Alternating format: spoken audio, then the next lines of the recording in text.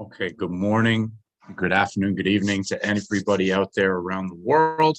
And thank you for joining us for this, our final Mindful Braemar session number 4, where we will attempt to simply bring together all of the different information and ideas that we've shared in the past 3 weeks. For those of you who have perhaps joined us for the first time today, or maybe you joined us previously, but only for 1 or 2 of the other sessions, we want to make sure that everyone has as much access as possible to the different presentation videos, resources, and even translations that we've put together for this program. So if you'll look in your chat, you'll see I've just added, thanks for joining us for our Mindful Braemar session in this series. If you'd like to review past material, please access that link that's been shared in our Google Drive folder. And as well, if you have any feedback on this series, or if you have requests for specific material to be shared in future presentations, please email them to myself, Mike at braemarcollege.com.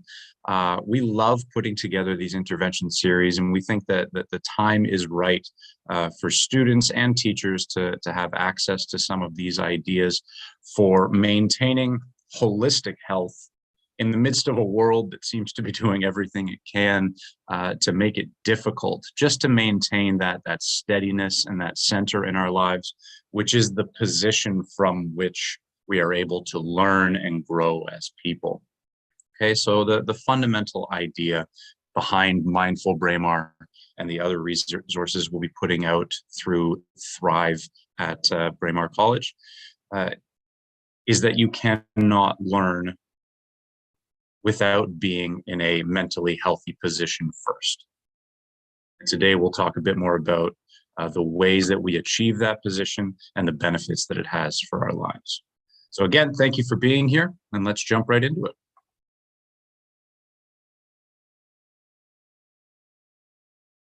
Today, we focus on the act of building one's own practice. We have utilized a number of different techniques so far in the first 3 sessions, and we want to bring them together in a way that allows you to fit them into your own life. There is no single way to be mindful, and there is no single approach to whole life health. It is up to us as individuals to understand how to use the various tools that are available to us, and ultimately put those together into routines and habits that fit our daily lives, our daily schedules, as well as our personal goals and our authentic self. Only through the combination of selecting correct tools for the correct identity will we be able to move forward with our development of whole life health.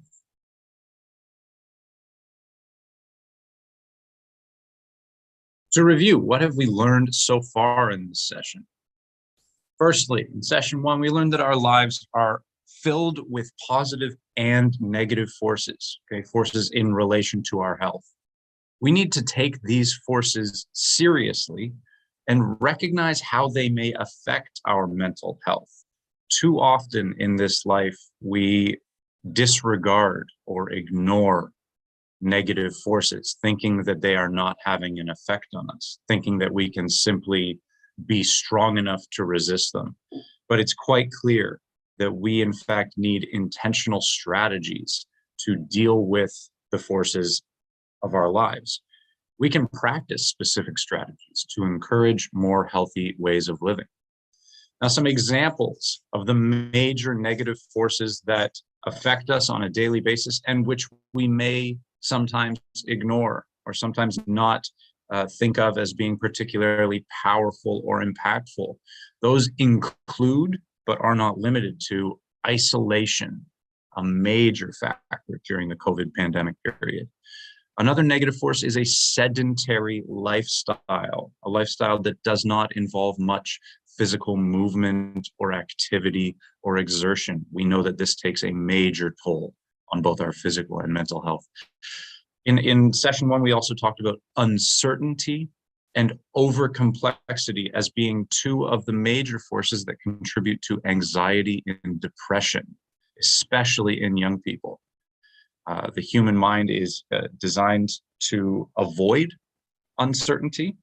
And in fact, we have many personal biases, such as confirmation bias, which are a direct influence on us to avoid feeling uncertain.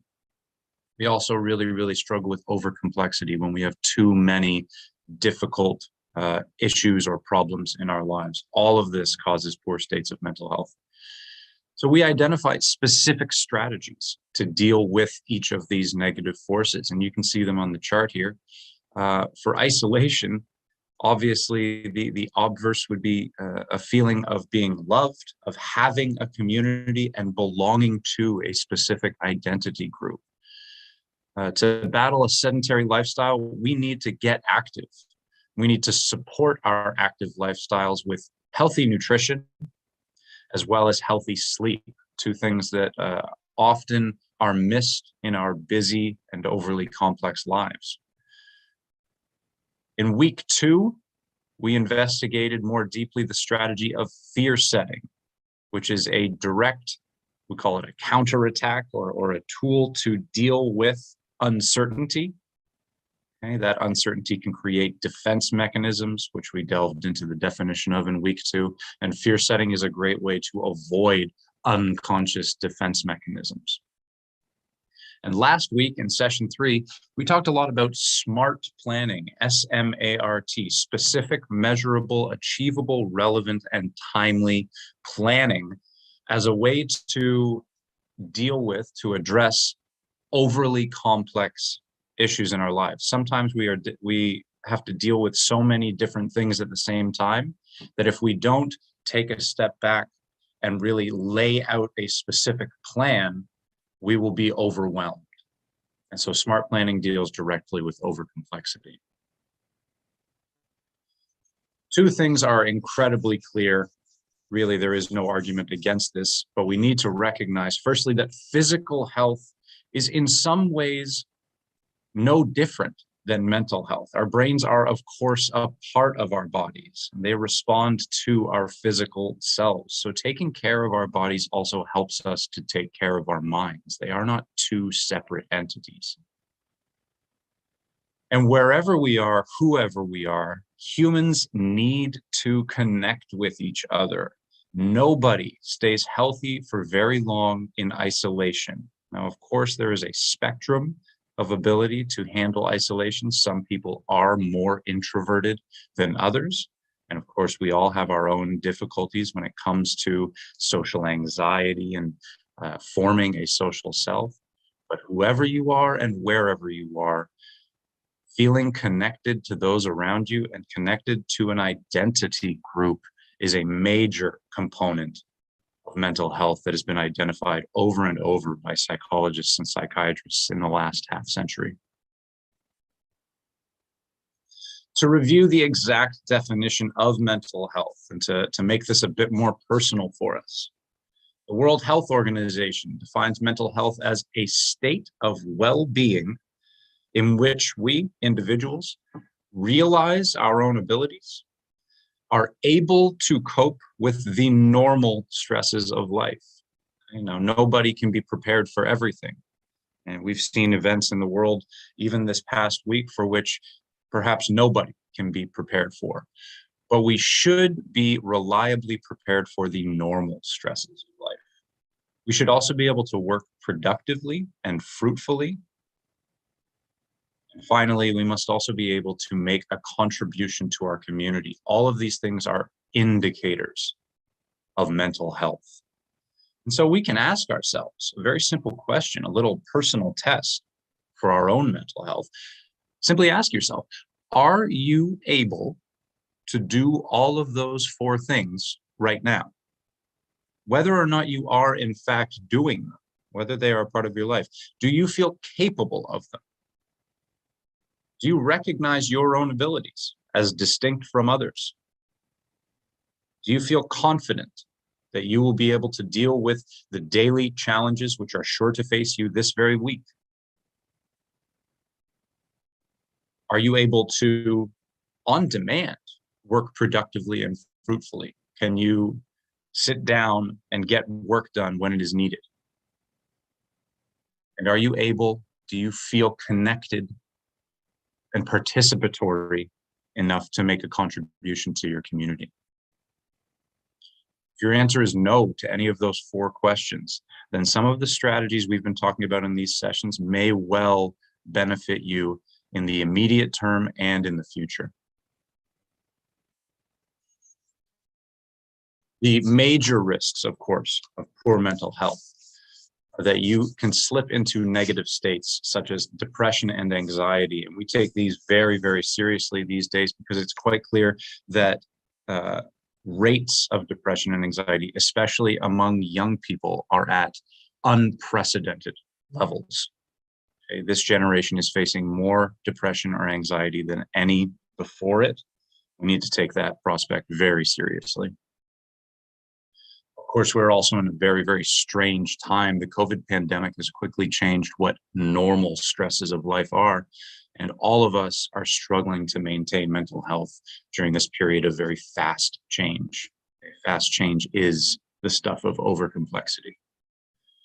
So to be mentally healthy, we must adapt our psychological state, including our intellect and our emotions, to these new settings.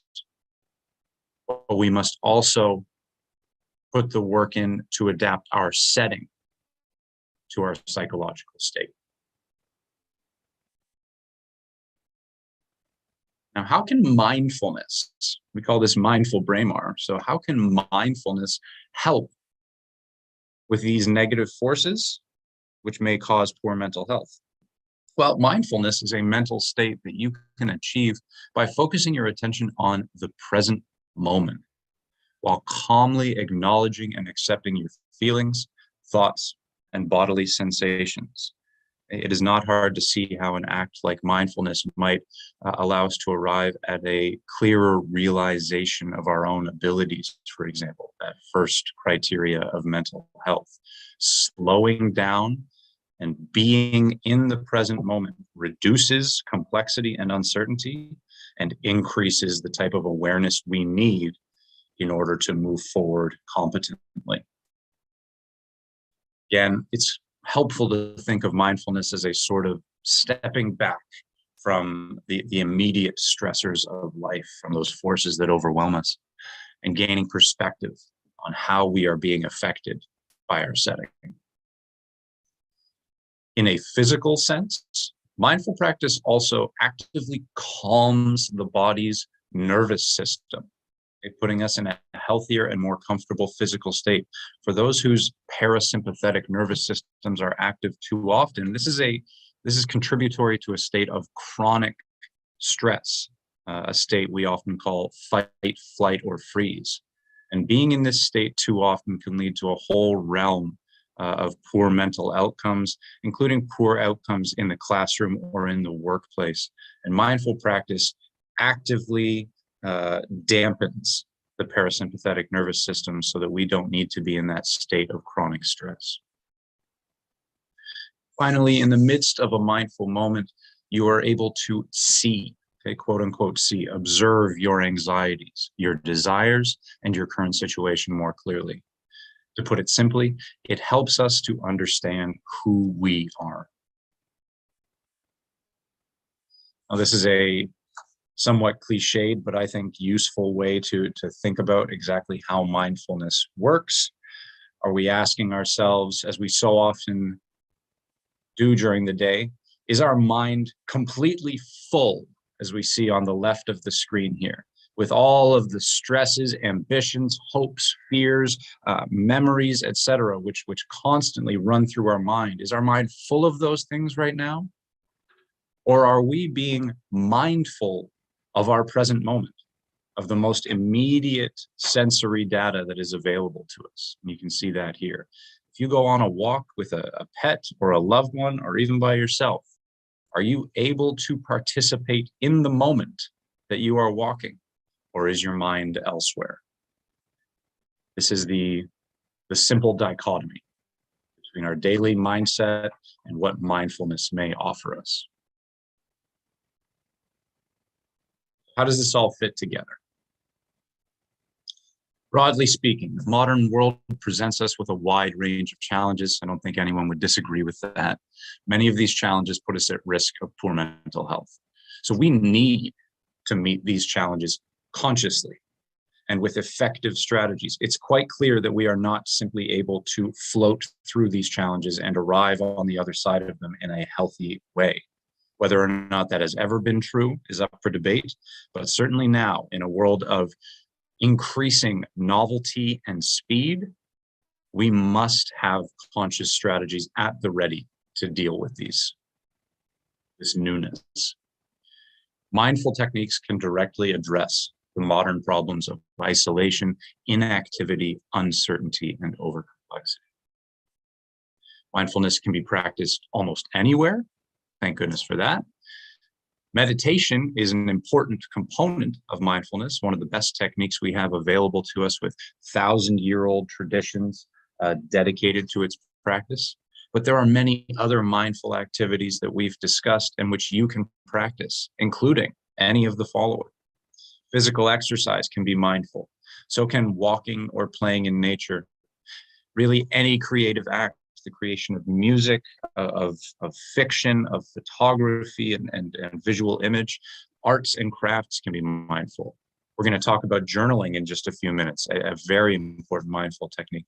But even simple things, some things that maybe even are considered silly, like dancing to music, maybe even when you're by yourself, cleaning, simple cleaning, or completing a building project at home, playing with your pet. Okay? All of these acts can be done mindfully. And in our final mindful session later on today, you might consider how you might take this state of mindfulness and apply it to these other simple, sometimes fun and silly parts of life. Now, I said we'd talk a little bit more about journaling. Journaling is an excellent way to reify your thoughts and feelings. When we say reify, we mean take those thoughts and feelings out of the abstract, okay, where they're just floating in our minds, as it were, and put them down somewhere concrete, where they will stay and where we can observe them and play with them and manipulate them to gain new perspective. Okay, that's really, I think, what writing is. When we teach students to write essays, we are really teaching them to organize their thoughts in a coherent way.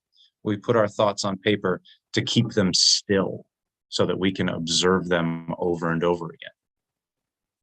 In normal life, our mental state often changes too quickly for us to really concentrate on a single idea or feeling. I'm sure we've all experienced that, the frustration of trying to focus on a single idea and then almost waking up a few minutes later to realize that in the midst of our effort to focus on one thing, our minds have quote unquote wandered, and we've ended up thinking about perhaps one or several other things that we did not intend. So again, writing is a way to slow down, to focus on, and even to resolve individual parts of our mental world so that we can move forward with confidence. In sessions 2 and 3 of Mindful Braemar, we delved into the acts of fear setting and smart planning. Both of these are excellent forms of mindful journaling. And there are many other forms as well. Perhaps you've heard of or even practiced a few of these yourself. You can, of course, write a dream journal.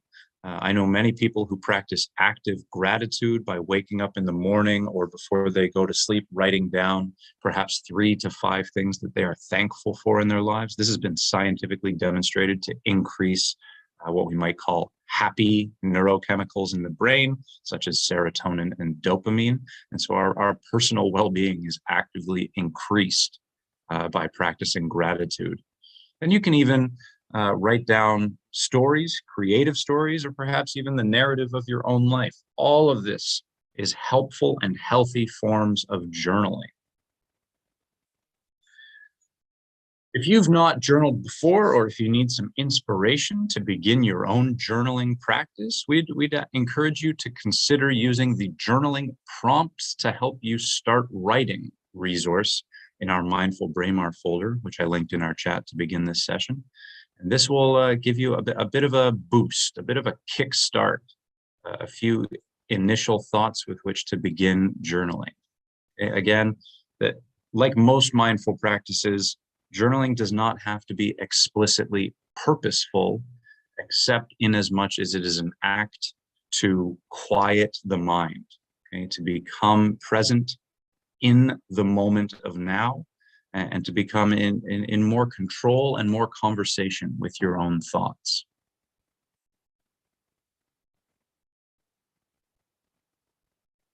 And of course, just like with any mindful practice, I think of physical exercise. Nobody should be exercising in an identical way to somebody else. We all must find our own practice. And so this is true for journaling and for all mindfulness. Each of us is in conversation with ourselves almost all the time. There is always that second voice, that I, that comments as we go through our lives. And we each have a different relationship with our mind and with our bodies, with our environments, with our relationships, and with our lives as a totality. So we need to develop individual solutions to face our challenges and to be joyful, engaged, and helpful in this life. Now, others can help us. Some of these tools can be very helpful, but again, the responsibility is ultimately on you, the individual. Not everyone can find a mindful state easily, and different strategies work better or worse for different people. There is no prescription that I can give you that will fit perfectly with you. It is up to you to experiment. A few examples of what you might experiment with. Some people find it very easy to enter a state of flow while performing a type of artistic creation, like drawing or writing. Perhaps others find it much more easy to achieve a state of flow, but through movement or exercise. Okay, the phrase that we can access the brain through the body comes to mind here. But you need to find the way that you are most easily able to enter that state of flow where you are challenged but not overwhelmed. You are participating with your full attention in a meaningful act that contributes to something larger than yourself. Okay? This is the state of flow, and there is great science being done, even as we speak, around this very interesting human status. Another example of what you'll need to experiment with to form your own practice. Some people find it easiest to achieve conscious awareness early in the morning before doing anything else. Others find it most effective to meditate at night when all the tasks of the day are completed. Okay? And it's up to you to experiment with whatever mindful exercise you're doing, whether it's physical exercise, engagement with nature, cleaning, walking, whatever. Are you able to achieve conscious awareness at a specific time of day more easily? Many are. It's well worth exploring. Again, this exploration is your responsibility, okay? And all in an effort to see what works best for you.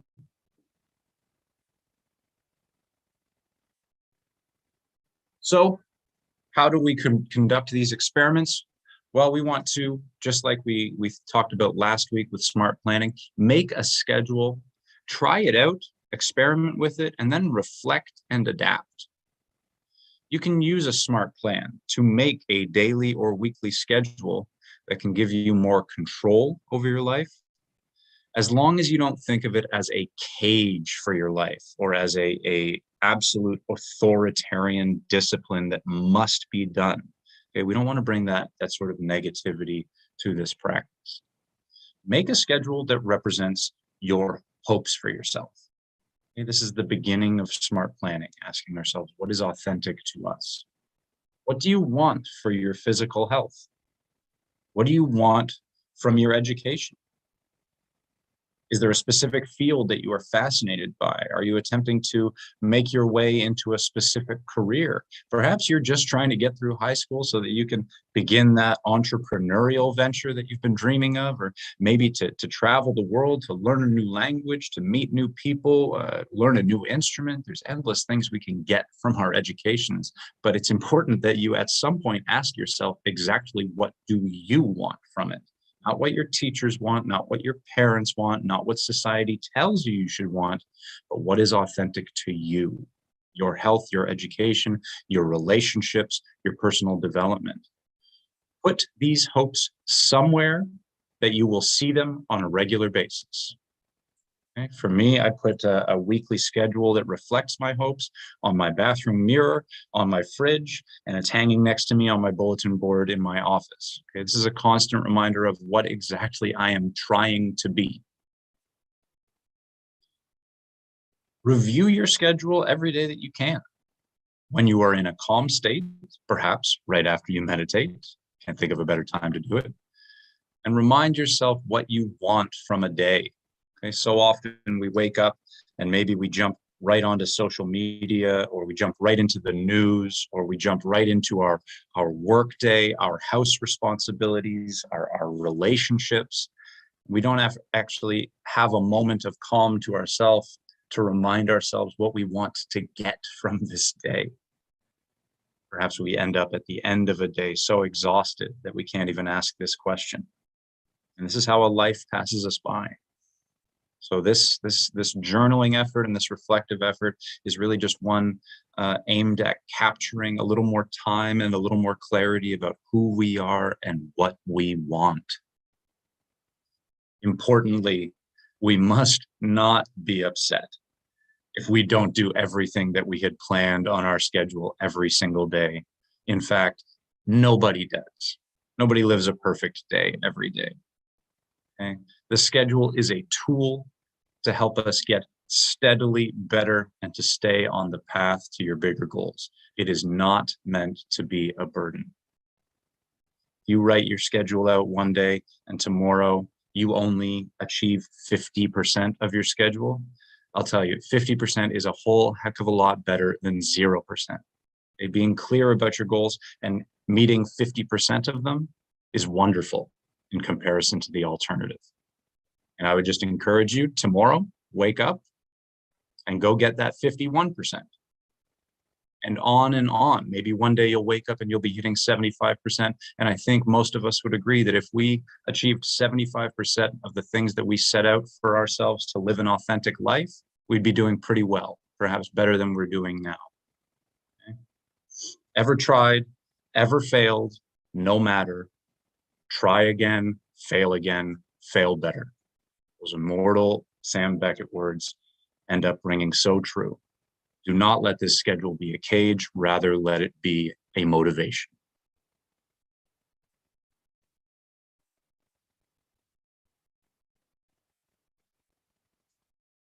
After a week or two of trying to follow your schedule, as with all learning, it's very important that we reflect on our progress to see how this has affected us over time. If some part of your schedule isn't working, no matter, change it. If your activities aren't occurring at the right time of day, perhaps they don't match your energy levels or the resources and facilities that are available to you at that time. Move those activities around to try to find the part of the day where they can occur most naturally, in keeping with your natural rhythms. If you found out that you're just too busy or perhaps too tired to complete this full schedule you've set out for yourself, then take a few things out. Okay? And do not think of this as a loss, but rather as a refinement of your day. And on the alternatives, if you're really enjoying something, then consider including it in your schedule more often.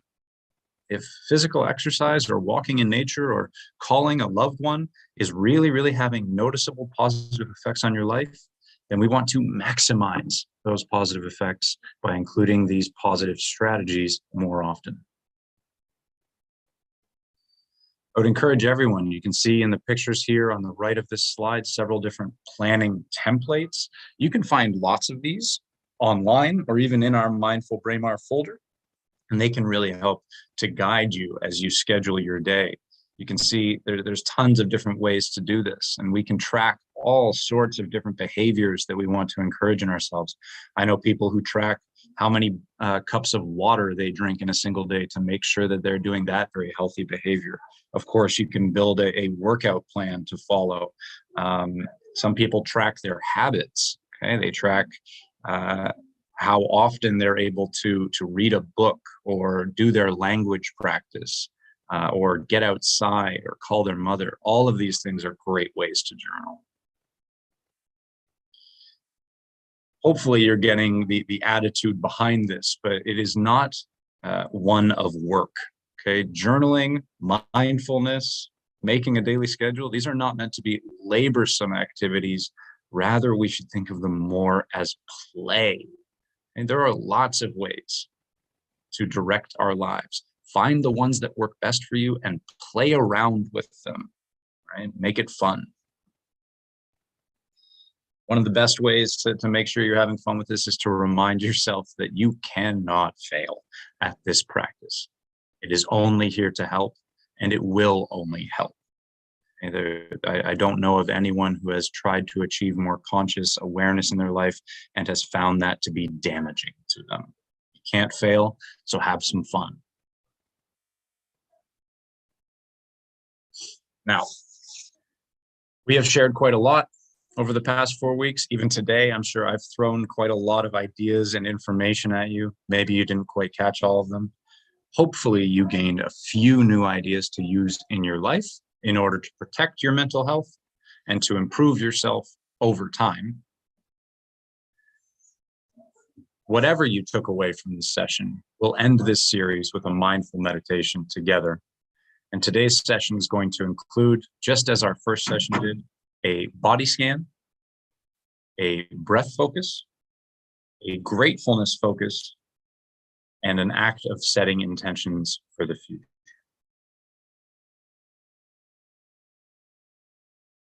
As before, we know we can be mindful in any position. We can do it while moving. We can do it while standing. We can do it while laying on the floor or sitting lotus. But today I would simply ask that you make sure you are in a comfortable position in a space that is free from noise and distraction. If you are unfamiliar with the act of a body scan, you can see the animation on the right side of this slide that I'm looking at right now. A body scan simply involves bringing conscious attention to the different parts of your body, starting with the top of your head and moving slowly all the way down to your feet, and just asking each part of the body, how does it feel today? Is it tight? Is it in pain? Is it clumsy? Is it awake? Does it feel strong? Does it feel agile? Do you feel supported and balanced? So often we pay almost no attention to our physical bodies. This act of body scanning can ground our consciousness in the present moment. I will guide you through the breath focus, so please continue to pay attention to the voice prompts as we go. I'll speak a little bit about gratefulness and setting intentions near the end of this session. We're going to be mindful for about 10 minutes here. So for this moment, remember, there's no way to do this wrong. If you lose focus during this session, simply recognize that you've lost focus without judgment. And bring your attention back to your breath, to your body, and to the present moment. Let's enjoy this calm time together.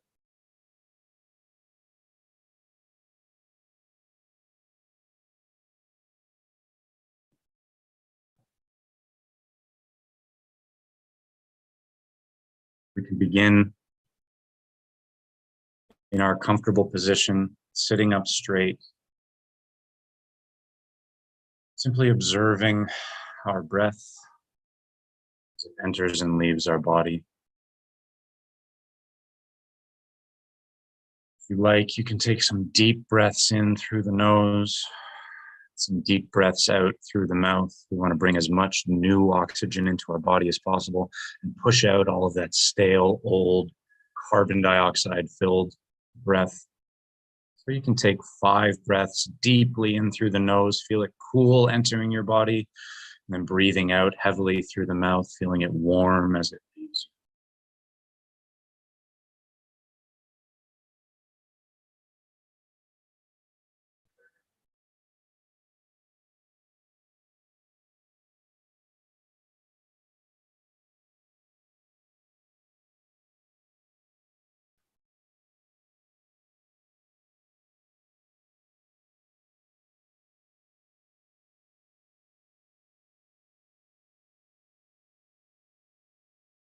Of course, the act of breathing is a bodily act. We want to turn our attention to our bodies right now. You can begin your body scan by sensing the very, very top of your head, beginning to scan your attention and your awareness down through your head, across your face and your neck. Check in with your eyes, with your ears, your mouth, and your nose. Check in with those strong neck muscles that support our head all through the day. From there, you can move your attention down through those back muscles and the shoulder and all that comes after it. As we ask how each parts of our bodies feel, we might even express a bit of gratefulness. Physical muscles and bones and systems that support every moment of our lives, though we so often ignore them and pay them no mind.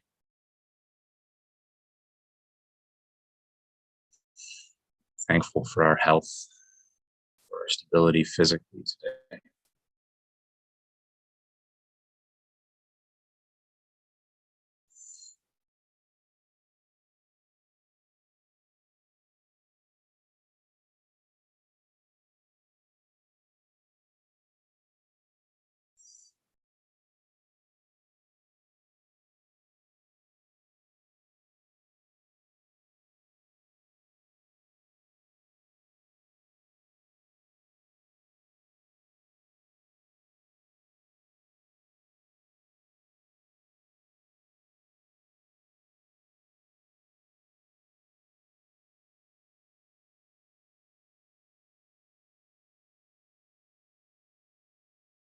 The slower you move your attention down through your body, the more difficult a mindful exercise this becomes.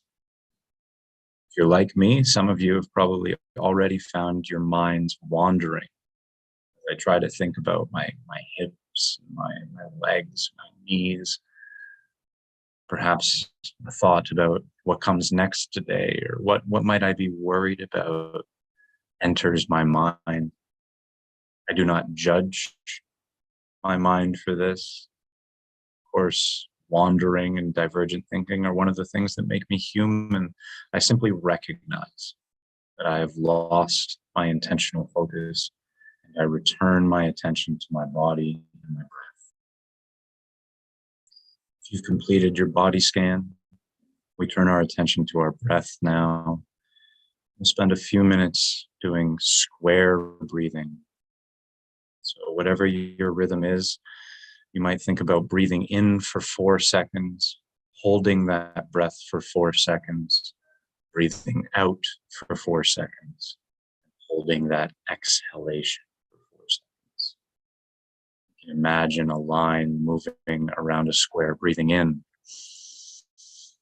3, 4, holding, 2, 3, 4, breathing out, 2, 3, 4, holding, 2, 3, 4.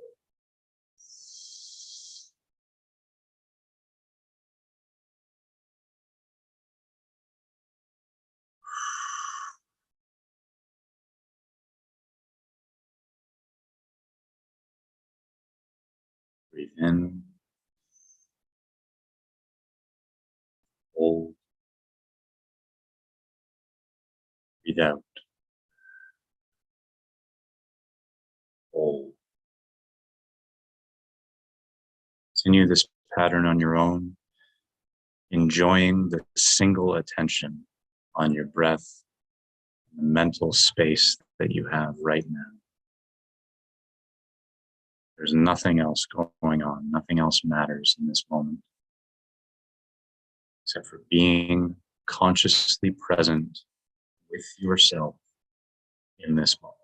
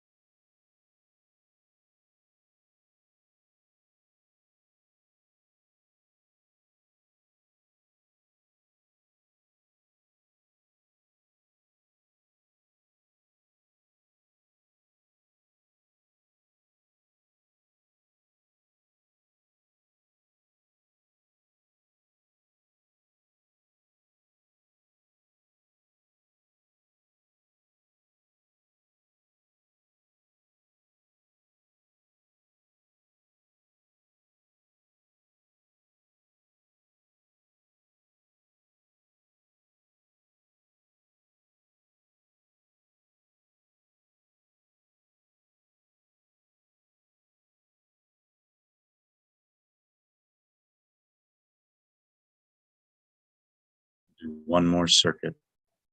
Enjoy this circuit. Breathing in, holding, breathing out, hold.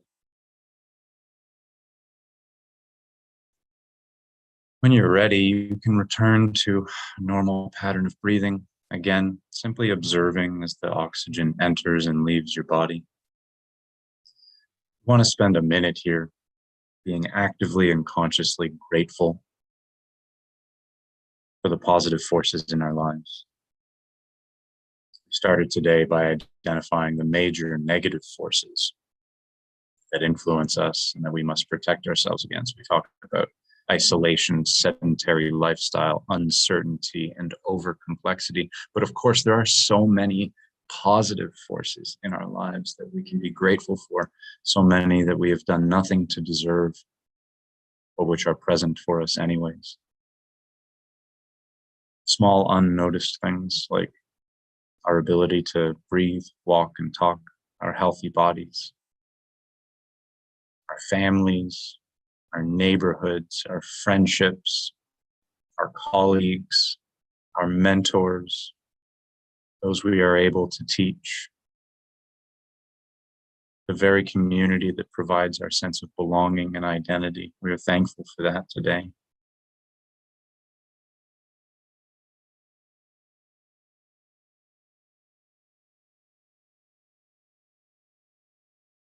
Be thankful for the weather, the natural spaces around us that bring us such calm, such perspective. Thankful for the new knowledge available to us each day and our ability, our extraordinary ability to learn and adapt. In the next 30 seconds, I want each of you to think of one or two things that you are particularly thankful for in your life today. And imagine that you are sending positive energy and light to those things right now. Hold them in your mind with gratitude and with joy.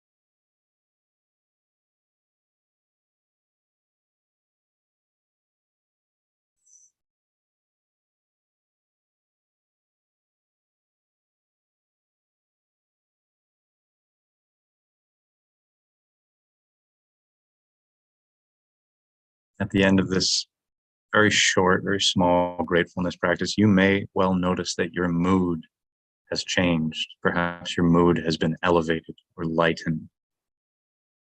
Take that as a cue. Take that as an indication of the power of gratitude. The more you are able to bring gratefulness into your life, the more you are able to engage a positive outlook, which we recognize as one of the key components of mental health. For those of you thinking of beginning a journaling practice, I encourage you to make gratefulness a part of that practice. Simply recording 2 or 3 things per day that you are thankful for. And as we imagine ourselves journaling or exercising or practicing mindfulness in the future, we want to continue these thoughts in our final minutes together by setting our intentions for today, for this week, for this year, and perhaps for our long lives ahead. Ask yourself, what activities, what personality, what relationships are most authentic to you? When you imagine yourself in the future, what setting brings you the most joy and the most purpose? Set your intention now. Tell yourself what you plan to do today to make your life and the lives of those around you better. Will you journal? Will you exercise? Will you set aside time for your family and friends? Will you actively look to help others?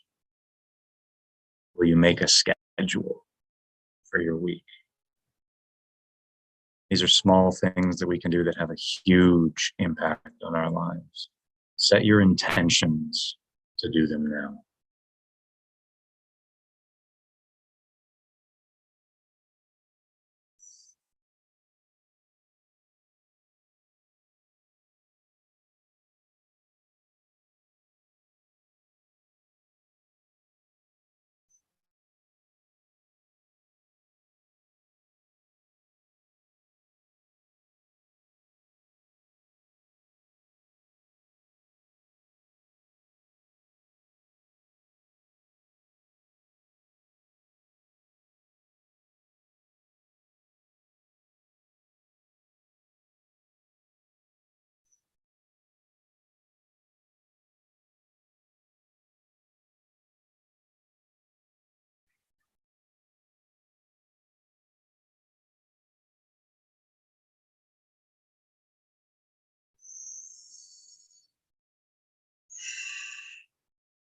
With gratitude and with intention, we end our practice today.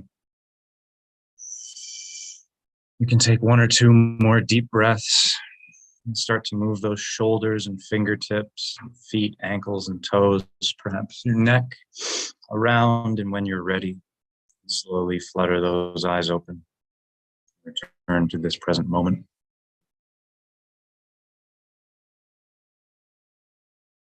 One very obvious and easy thing that I'm grateful for right now is your presence here with us today, your attention, your involvement, your respect, your energy that you've given are all things that I don't deserve, but which I'm extraordinarily thankful for.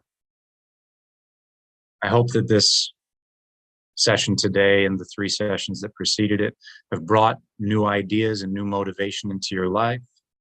I encourage you to send any feedback or any requests for more sessions to mike@braemarcollege.com. Engage with that Google Drive folder filled with resources and translations, which may help make some of these ideas clearer to you. And we look forward to our next Thrive at Braemar sessions to come in the future.